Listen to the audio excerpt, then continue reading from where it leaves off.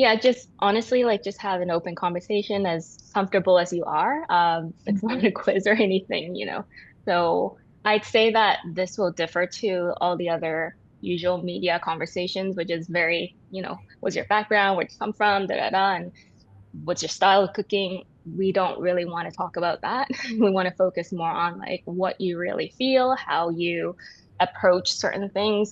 So feel free to be as honest and authentic as possible, if you wish to. But I will first start off with a little icebreaker.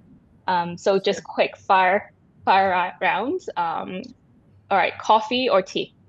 Coffee. First thing in the morning and Yes. afternoon. So, And sometimes in the evening. oh my God. I Yeah. guess you can still take coffee in the evening. Well, Heard my it's cutoff is like 6 p.m. If I have coffee after 6, then I'm awake all night. Yeah.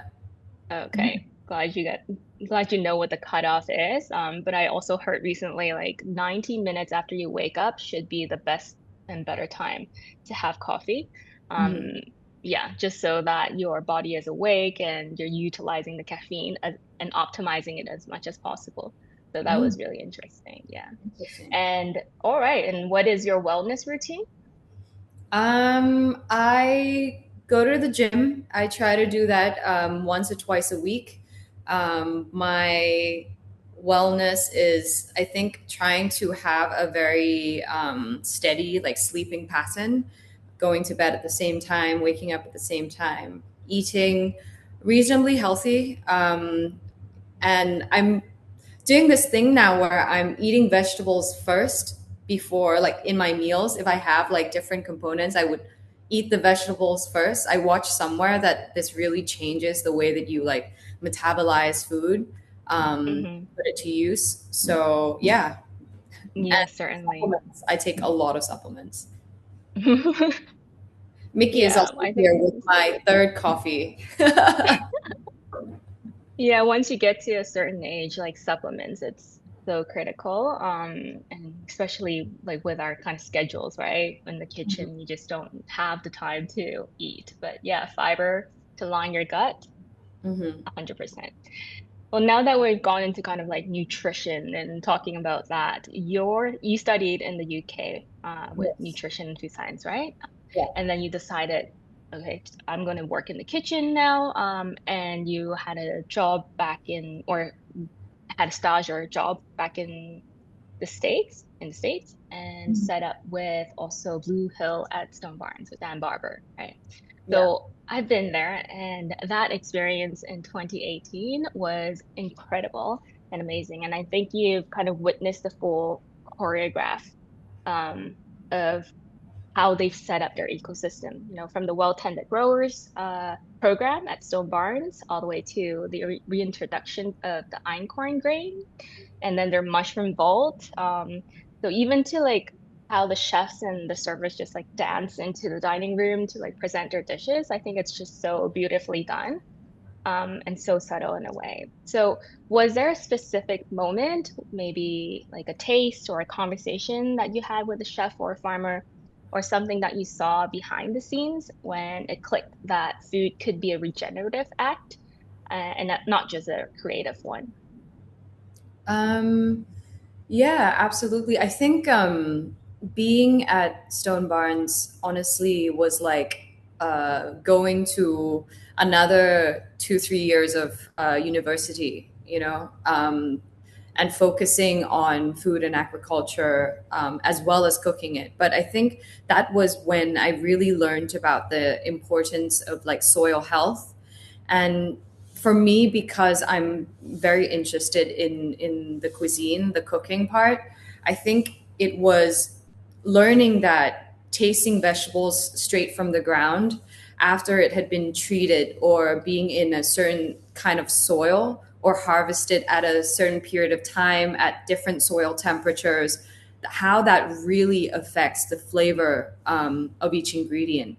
And I think that was like life changing to me. And we would do all these different sort of tastings weekly. And I think learning that and seeing how much um, farmers and producers are, such a key part in making food delicious and nutritious. Mm.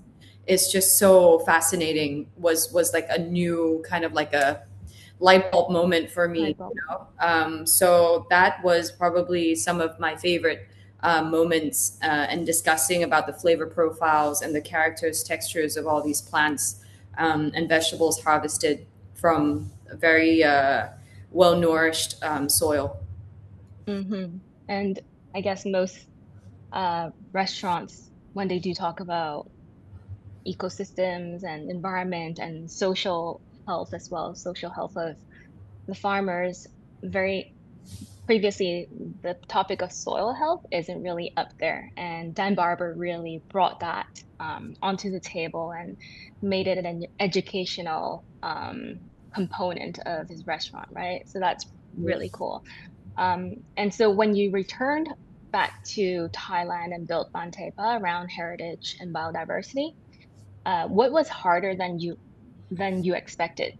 Was it sourcing, education, costs, or changing diner expectations? I think the first one was really connecting with the producers. I had mentioned before that when I first moved back to Bangkok, and it was like 2016, 2017, and going to directly to producers and asking about how they were growing their produce was such like a new conversation for them. For me to be inquiring like, oh, what do you do with the soil, when do you harvest, where do you get your seeds from?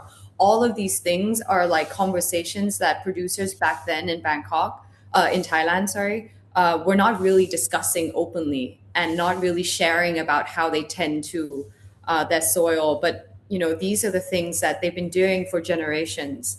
And I think that starting that conversation and then asking them like, okay, I would love to have some of these ingredients that you are either growing or are just naturally occurring in your farm. Can you like supply us with that or send that to us? I think that was like very new experience for producers, because in Thailand, I think it was back then definitely the connection between chefs and farmers. We were really disconnected. It was you buy from a middleman, you buy from a market, a stall, and that conversation of like, oh, I like these tomatoes, but they're a little bit too thick skin. How do we get that down? Like this particular Mm, radish at this size, or all these different conversations that have never been had before. With these mhm, producers. So I think that was a really fun time for me. Very challenging in the fact that logistically as well, we were not great in transporting food, and especially like directly from farms. I think that's why they rely on like bigger distributors and the middleman to help them with the logistics. But now it's a very different conversation, very different kind of developments within the logistics around the country. So that for me, the starting point was very challenging. Yeah. yeah. And there's this ambiguity from the producer's end is, they've never had this conversation. And I guess when consumers and buyers like yourself and chefs like yourself go and ask these questions, there's an ambiguity of like, do the farmers say that they are modernizing, because that's what people want, modernization, or do they say that they are preserving culture through the way that they are growing food? And it's like a fine line of how do you continue to preserve our culture of how we grow food, but at the same time show that science says that actually this way is better for biodiversity, for our health, for nutrition, for taste as well. So having these conversations is so important because it gives the chefs a or the producers a platform to really, I guess, spread the message of what good farming is, what good provenance is. And so, where did that romantic idea of regeneration meet real world resistance? Um, when you thought, okay, I want to be sourcing directly from farmers. I want to be, closing the loop in some way. And you mentioned obviously one being there was no logistically set place, person, business. But what about cost? Is it now more affordable? or has it remained the same? Shipping cost definitely has reduced, and I think the distributors, like the how to say, like couriers, have definitely have a wider reach into the more like rural communities. Mm, So like especially the farming communities, beforehand they had these trucks come and pick up their produce, but now they're able to go and deliver to these like transport centers or courier centers that they can send directly to restaurants, to chefs, to producers, sorry, to consumers, to their homes. So there's been modernization, yes, but also I think a new skill set that farmers have had to learn. Before this, I think farming was strictly limited to producing food and all of these things, but now they need to learn marketing, they need to learn communication, they need to learn planning and all these things if they want to kind of supply to certain types of restaurants or certain consumers. And the level of transparency, I think, has been higher as well because of this whole process. I don't know if we call it modernization. I think maybe just like the development of new skills. And this has been very apparent, I think, in Thailand with younger people moving back mm, home to do more farming and just to like an appreciation for like rural living as opposed to mm. everyone moving into the big cities to find jobs. Yeah. Yeah, we're seeing that everywhere, really. So, in a way, it's definitely good because it's that farming community is certainly aging, right? Mm. So, yeah, well, everyone talks about sustainability, and there are a lot of things that you do in your restaurant that's considered more sustainable. I wouldn't say like most sustainable or anything, but regeneration really asks more of us. So, to you, what does a truly regenerative Thai food system look like? And not just on the farm, but like across kitchens, supply chains, dining rooms. I think definitely like ever changing menu because the way that we have been working, and we're lucky and we are able to, we have the systems to support it and the manpower to support it because it does require a lot more than what a regular restaurant would be able to do, is to have um, direct communication and constant communication with the producers to see what they have and are able to bring in for this particular week or this month.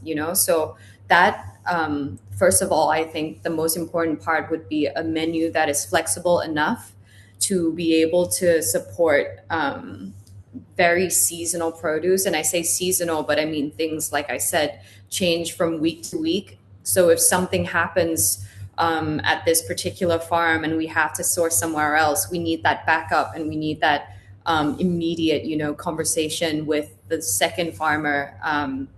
And also if they have something that suddenly just flowered and bloomed, things like that. Very, how to say, like heritage varieties of fruits and vegetables that are not truly like cultivated to be produced for like commercial use. Those are things that we're particularly interested in. And those Mm. things are very temperamental, like the temperature might like drop for a week and then suddenly we get something completely new in and we're like, okay, how do we put it in the menu? So I think the design of the menu at Baan Tepa is allows that to happen, allows for some Mm. flexibility and to be able to adapt very quickly to the changing like landscape of whatever produce we can get in at a certain time. That's perfect. I think that kind of setup, a flexible menu, is always the primary primary start, primary beginning of creating menus. So like back in grassroots, we would write leafy greens, seasonal leafy greens. So whatever leafy greens would be available, we throw it into the menu.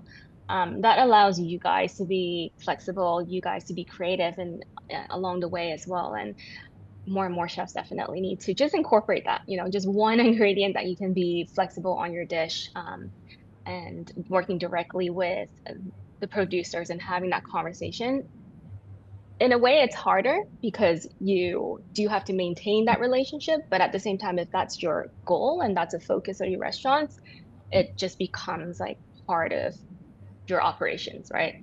Mm. So then what do you see in hospitality today that basically actively blocks regeneration from taking root, blocks Ooh, something like this from happening? this is a tough one. I think historically, we're Thailand. We're a very agricultural, like driven country. The roots of our country is was built on the backs of farmers. So I think there has been a certain way of farming that has been established over generations, and then really the way that they understand how to make a living out of farming. For instance, like renting farmland and growing, getting seeds from this one particular purveyor, the same every single season, getting a particular brand of fertilizers. This kind of formula works every single time, and then they know how much they're going to make each time, and it's this level of stability that they are comfortable with. So for us to go in there and to kind of say, look, there's a different way to do things, and why don't you try this? It's kind of disrupting this level of stability and comfort that they are okay with. So it's showing them that you can take a risk, and then maybe the rewards, maybe not in the first year, not in the second year, but in the years that follow, the rewards are going to be much greater in terms of not only financially, but also for their health, for the environment in Mm, which they work in, the community as well. I think this is quite a hard thing for me to get through, and to be able to ask a lot of these farmers to change, or even not mm, even farmers, even like going to the markets. I'll ask one of the ladies selling the vegetables and being like, oh, where are you getting these vegetables from? Or like, are they organic? Are they using chemicals? I just want to spark up like a conversation, and maybe that would trickle down, downstream, and then they would ask the next person of like, okay, how is this grown? But it's a very established system that we have, and it's not very flexible, I think, for change. I think this is one of them. yeah. The second one, this is quite another big one as well, is consumers' expectation, right? I think in order for us to be, like I said, flexible with the menu or the ingredients that we use, there's a level of open-mindedness that we ask about our guests and our clients who come in, and to try different things or not have exactly the same dish every single time, so I think that is something that, if we are quite lucky, I think, with our guests, they're very understanding of what we do. But I could imagine that if like a everyday sort of casual restaurant, to have things change all the time might not be the most beneficial for the restaurant in terms of business. So I think things like that, if consumers have a better understanding of how our ecosystem works, and learn to adapt and become more flexible in what they are asking for every day, in the long run, they are the ones benefiting from it. They're getting more nutritious Yeah. food, more healthy, less chemicals, all of these things. But yeah, Hmm. it's a tough thing to change for sure. Yeah. Consumer habits, obviously having the platform, the restaurant platform that you have is what allows us to directly engage with the customers and share knowledge around that. But at the same time, like you said, the system needs to change. And it's like David versus Goliath. How do you, as a small restaurant, try to, but now that you have a much bigger platform, how do you try to, move the system in some way or form? And I guess that ties back to what Zero Footprint basically tries to do is we allow that those funds to help the farmers to transition during that 1 year to 3 year period is going to be risky, you know. But we trust that the regenerative system is what is most profitable at the end, as long as we give the support to the farmers in terms of knowledge that they can take on forever, right? And to start them off with the materials and the know-how of how do you apply it, and that flexibility of understanding what happens the next season and how do you troubleshoot. And so, yeah, there's two sides of it. The consumption end is one of the bigger challenges, and then there's also that producer end. How do you help and support and team up with these farmers to give them a peace of mind, to move away from chemicals and heavy tillage and yeah, all of the not so sustainable forms of farming. So great. Well then, in your journey to uncover lesser known Thai food cultures, and tribal communities, what is the most uncomfortable truth you've encountered about climate, land, access, or economic survival? Um, I think,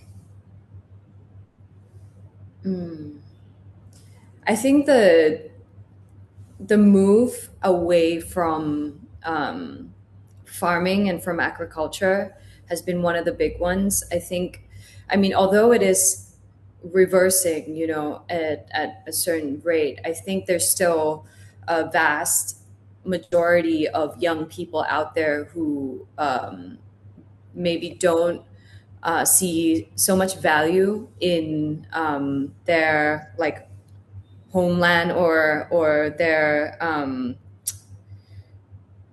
ancestral practices of preserving their own culture, their ingredients. And there's still quite a big move towards more urbanization and wanting jobs that are in the cities or working online, or all of these things that are taking people away from the land. I think a particular experience is, well, there's quite a few. Every time that I go, I see this happening. The fact that older people are telling us that younger generations, they're not really interested in um, preserving these ancient wisdoms, whether in making fermented fish or making these like fermented soybeans. A lot of like the Aka hill tribe communities, they have so many of these amazing produce that they make through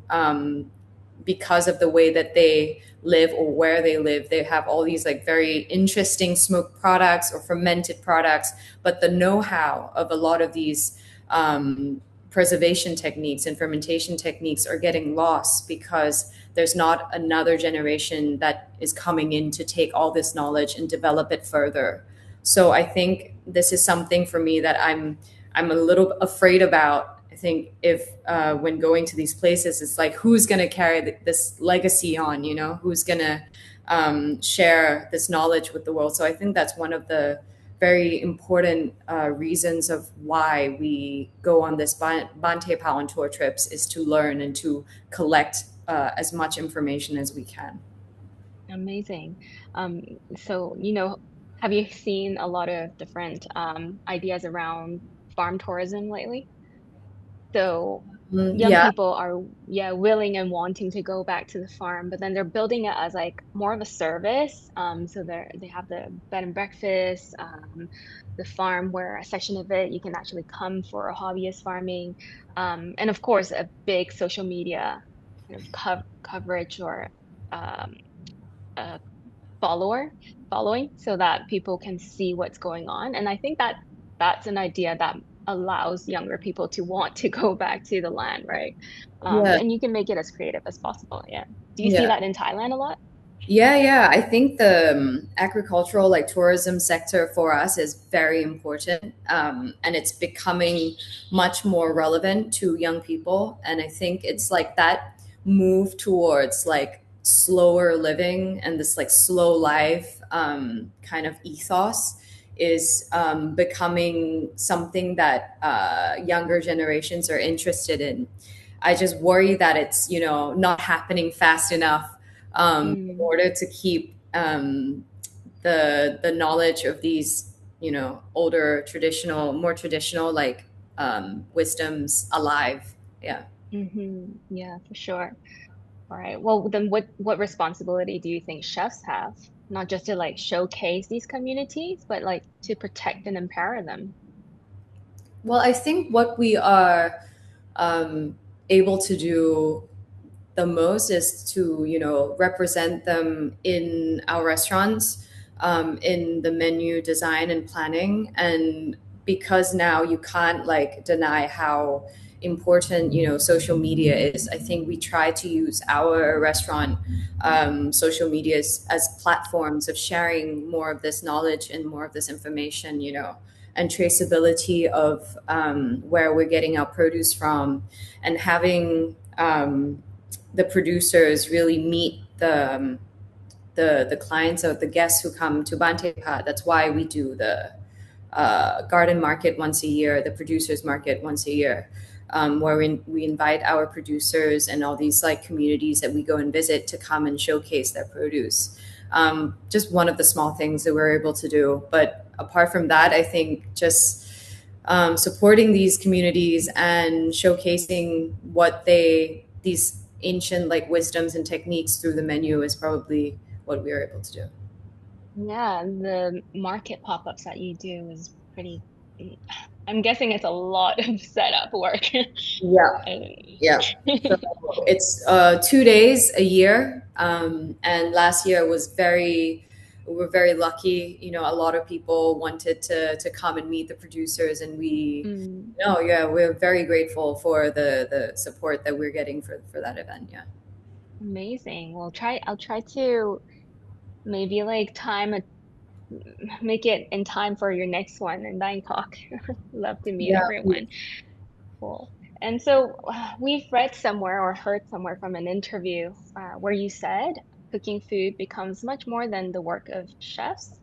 It starts from the source, the land in which ingredients are cultivated, and the work of the people behind them.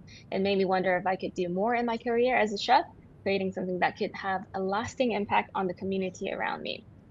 So, speaking of just ingredients and now that you have had all this experience sourcing directly, are there any Thai ingredients, whether it's like heirloom grains, forest herbs, or native vegetables that have become noticeably hard to source over the years?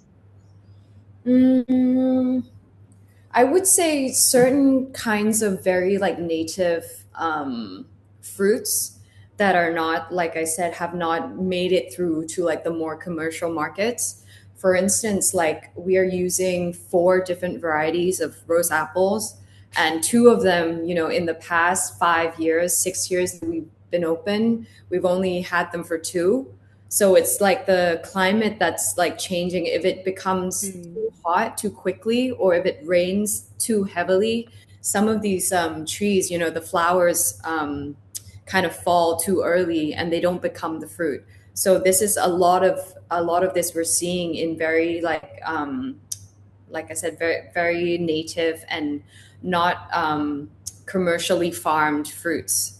Um, mhm, like the different varieties of star fruit, guava, and rose apple as well. Yeah, just the mhm. lesser known ones that you don't always see at the market.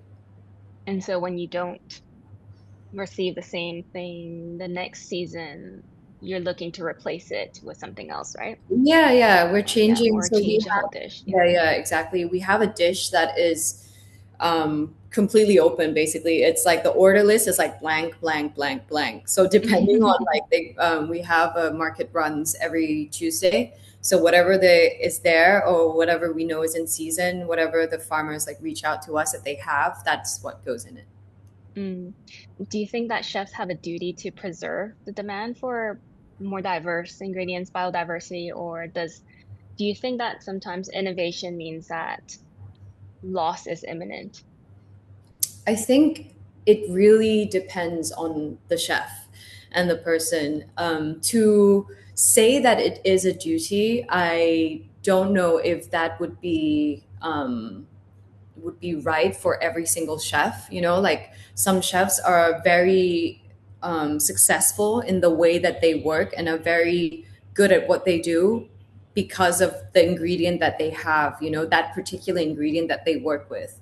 So they're able to create incredible dishes. And I don't want to discredit that by saying that, oh, you know, you're not supporting more producers. But I would say this, that I think there is a um, much better way that for me has been very rewarding and has been very exciting compared to, you know, working with one same ingredient, one variety of ingredient, and creating the same dish every single time. Consistency is something that is, you know, what all chefs look for: consistency, quality control. But I think if you have some, you know, flexibility in your mind, and you're able to challenge yourself a little bit with your creativity, I think it's a much more rewarding part of the work for me as a chef anyway. But I completely understand, you know, definitely more traditional ways that chefs would work. They would like to have this one particular ingredient coming from here, and they know the consistency of that ingredient is the same every single time. And the diners come and they love it, you know. So I think it's depends on the chef. But I guess I would just urge more chefs to try this way, because it's fun, it's creative, it's challenging, and at the end of the day, I think you learn something all the time. Yeah. Mhm. And times are changing as well, right? The way that we run kitchens, the way that farmers farm, just because of climate change, soil erosion, the pressure that they get from outside, mining companies that want to take up the land, deforestation. So we're really working in different times, and I guess this is important for people like you and I because we care, and it's kind of part of your ethos already. Um, but just a short story. A few years ago, this was during COVID. I was part of a forum, like a very closed forum, discussing Hong Kong's kind of reframing of the city because Hong Kong had gone through a really tough time in 2019 and then up to COVID. So how do you kind of redesign what Hong Kong is, right? And so one of the chefs mentioned something about, well, each of us, meaning the different chefs that are at the table here, have a different focus, which is true. Everyone, some are French chefs, some are Italian, some are modern Chinese. And she mentioned like, he does modern Chinese and Peggy does sustainability. So we all have our focus, right?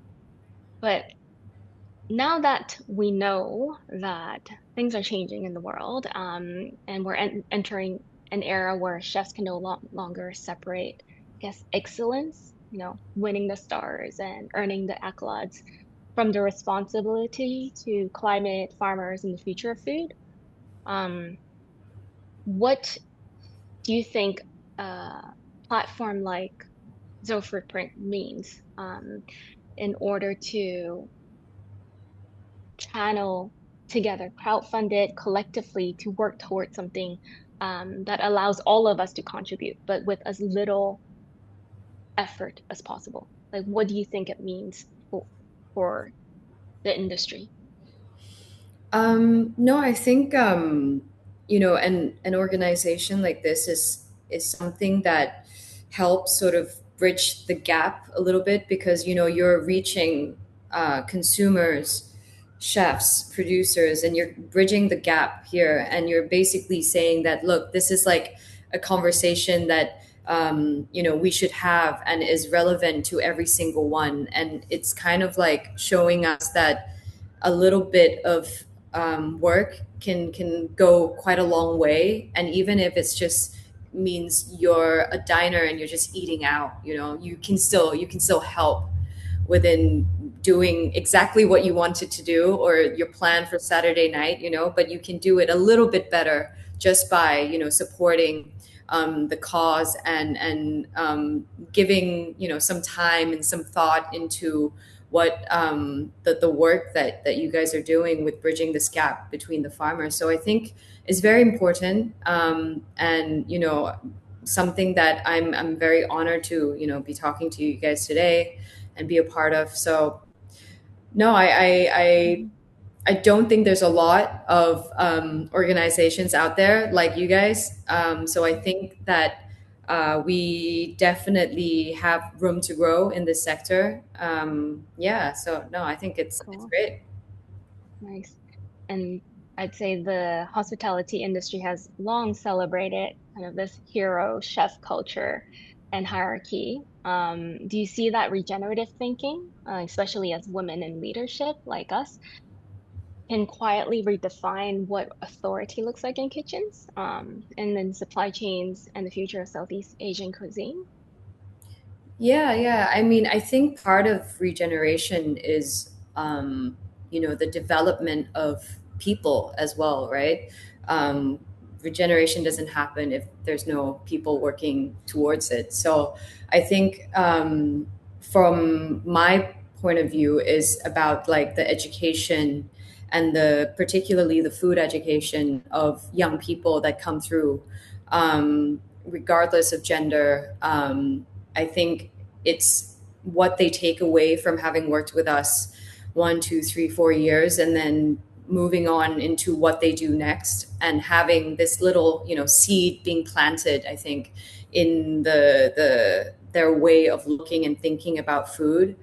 And I Mm, think for me, what I'm able to do is just kind of be, the best example that I can be, for the women in my kitchen, to see that, okay, you can lead in this way, or you can be, stern at times, but you can also create a very positive working environment, that is based on, equality, based on kindness, and empathy. So I think that that balance can be established. I don't know if I have done it 100%, but I think, I'm pretty happy with the way, my environment is. And we're here, 12, 14 hours a day, depending on the day. So I think we, aim to create the most positive and the most, stimulating environment for the staff, that they feel that they're learning something new and they're developing new skills, new techniques, and new understanding of the food systems every day that they're here. that's wonderful. You mentioned somewhere also that food education is something that you are very passionate about, and being women in leadership and introducing some new concepts and new ideas to your staff who might be, most of them might even be, some of them might even be older than you, right? But being able to lead with empathy, like you said, with a kind of concept of reciprocity, collaboration, I think is more of what we need in this industry now. So, yeah, that's really great to hear. Do you think that awards amplify regenerative work, or do you think that they reinforce that hero chef culture?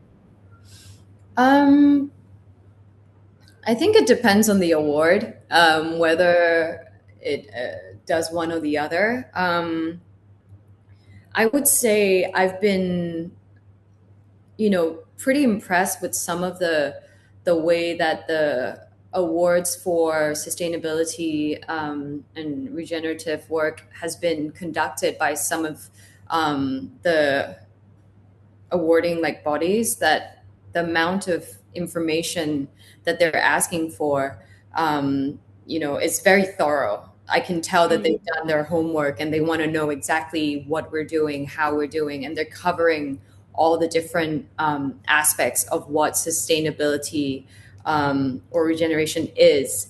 So I think is this the SRA that you're mentioning, or? no, no, it's not.